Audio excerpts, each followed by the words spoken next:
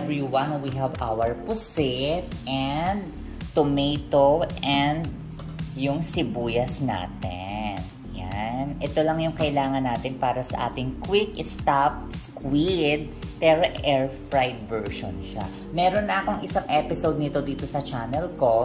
Yun yung medyo mahabang process at saka mas maraming mga nilalagay sa loob and herbs. Pero kung gusto niya ng mas mabilis lang na stop squid air fried version, hugasan nyo lang yung puset and then tanggalin yung plastic, and hindi na kailangan tanggalin ito. Just skip this, yung skin niya, and then wash the squid, and then pwede na nating hiwain at maghiwa na rin tayo ng tomato para ilalagay sa squid natin. Okay? Don't forget to subscribe to my channel and also watch my other recipes here para mas bonggang-bongga. Okay? So, lika na magluto na tayo.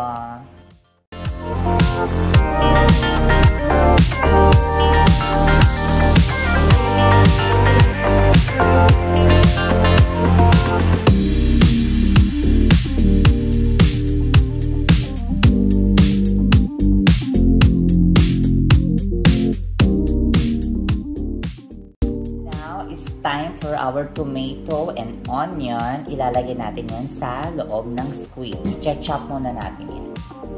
Do add some basil leaves, dried basil, and then black pepper, and also a little bit of salt bago natin haluin. Okay? Para mas masarap, pampalasa.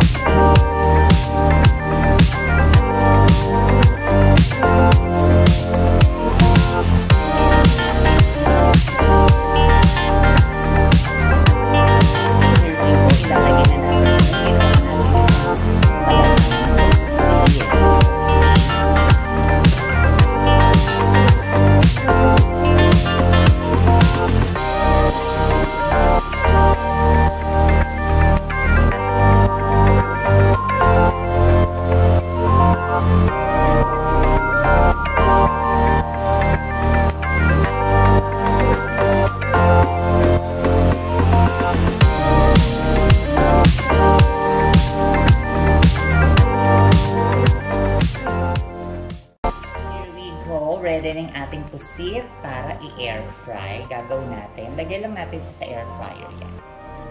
Yan. And then, the other one.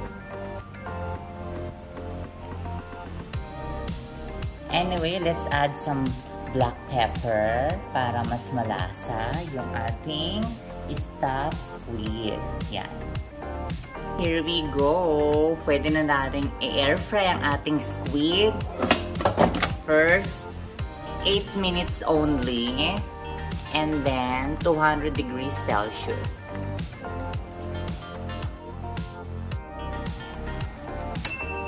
Yes! It's ready. Tapos na yung 8 minutes natin. OMG! I think this is enough. Hindi ko na kailangan pang dagdagan ng cooking time kasi syempre ang squid pag sobrang luto, medyo makuna. Pero depende sa ilalagay natin sa loob ha. I think all good na to. 8 minutes is fine. Ay, grabe. Ang bango-bango niya. So, ayan ang finished product natin. Sa mga mahilig dyan magpuset, madali-madali lang gumawa using an air fryer. Stuffed squid. Ayan ang ating stuffed squid. O, diba? Looks so beautiful. So, ngayon, naluto na siya. Pwede na natin siyang i-prepare.